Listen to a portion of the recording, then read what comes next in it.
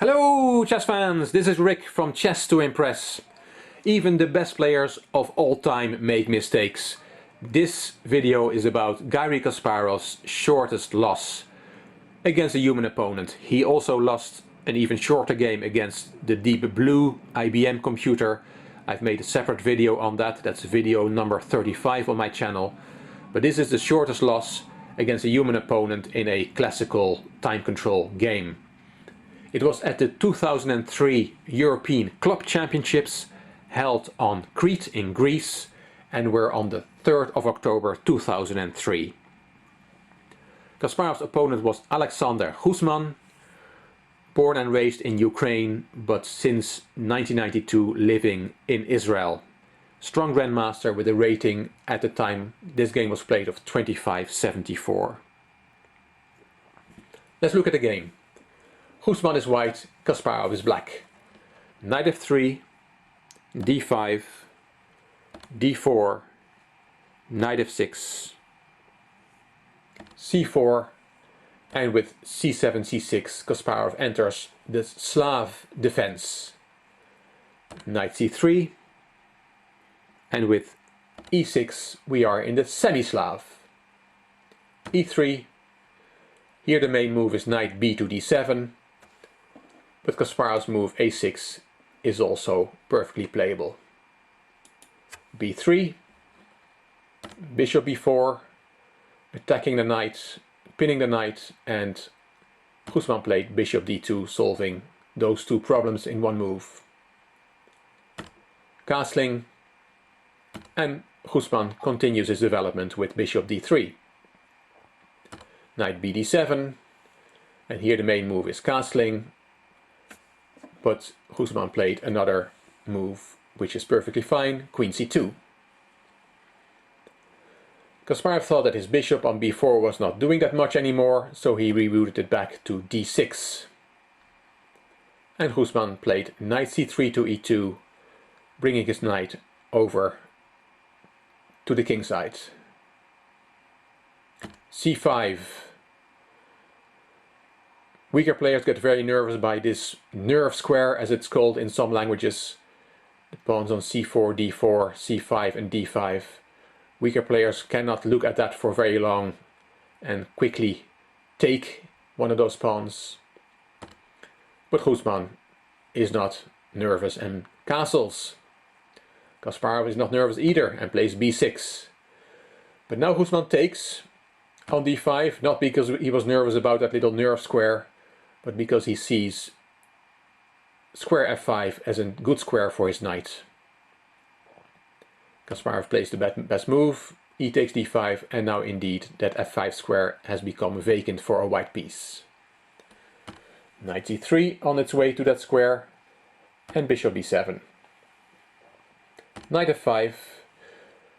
Often we see that black controls a white knight on f5 with a black bishop on f8, but that's not possible here, and plays the attacked bishop to c7. Position is about equal. d takes c5, and b takes c5. Now black has the famous hanging pawns. They sometimes can become weak, but not in the hands of Garry Kasparov. b4, and now Kasparov plays the best move, c4, gaining space and hitting the bishop. Bishop e2, and another energetic move from Kasparov, knight e4. Black is already better. Guzman plays bishop c3, and Kasparov takes on c3, gaining the bishop pair with that move. Queen takes e3, and knight f6.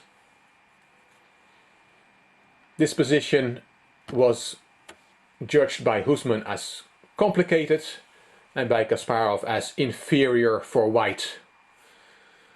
The engine seems to agree with Kasparov, black is better here. Rook fd1 was played by Guzman, and this is one of the famous positions in chess, because this game has become famous because of Kasparov's next move, which was bishop c8. A big blunder. Kasparov even compared it to missing mate in one. he thought it was that big a blunder. Of course, a lot of talk was around how can Kasparov make such a blunder? How could he have missed White's reply? Well, one of the reasons could be is that in this position, so before bishop c8, the pawn on d5 is very well protected. It's overprotected, which was one of Aaron's Nimzowitsch lessons. It's protected by bishop, knight and queen, and only attacked once by the rook on d1. So there's no problem at all with the d5 pawn, and that could be one explanation why Kasparov did not look at White's reply, which was in fact after bishop c8, rook takes d5.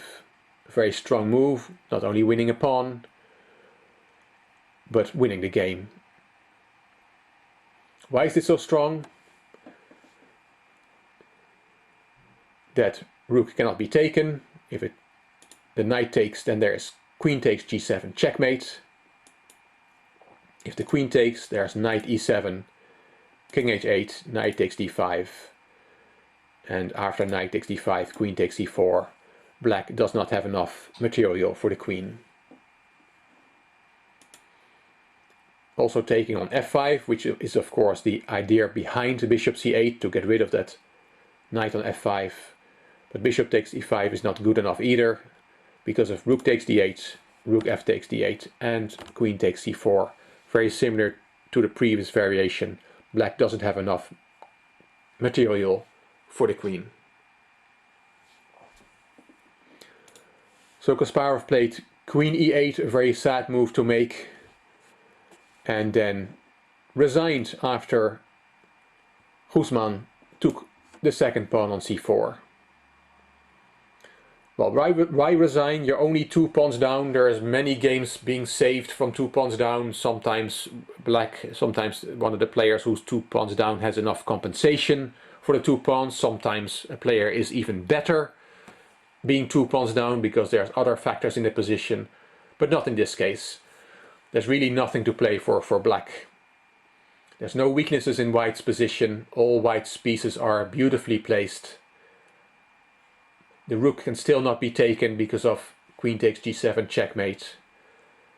The only thing that you could say is the theoretical bishop pair that Black has, but the engine gives as the best move for Black in this position bishop takes f5, and after rook takes f5 that bishop pair is also gone. So if that is the best move in the position, then that shows how hopeless Black's position is, and you're not going to save this position against a strong grandmaster, which Alexander Guzman was and is. Viktor Bologan, Moldovan grandmaster, he offered one more reason why Kasparov made his blunder. He said, when you play a move that threatens something, like attacking the unpleasant knight on f5, that is the time when you are most likely to commit a blunder. You simply assume your opponent has to react to this threat. People overlook short mates in such situations. And that's an interesting insight from another top grandmaster, Viktor Bologan. Hope you enjoyed this video, hope you found it instructive. If you did, please give it a thumbs up, please leave a comment if you want, and please subscribe to my channel. This is Rick from Chess to Impress. Thank you for watching.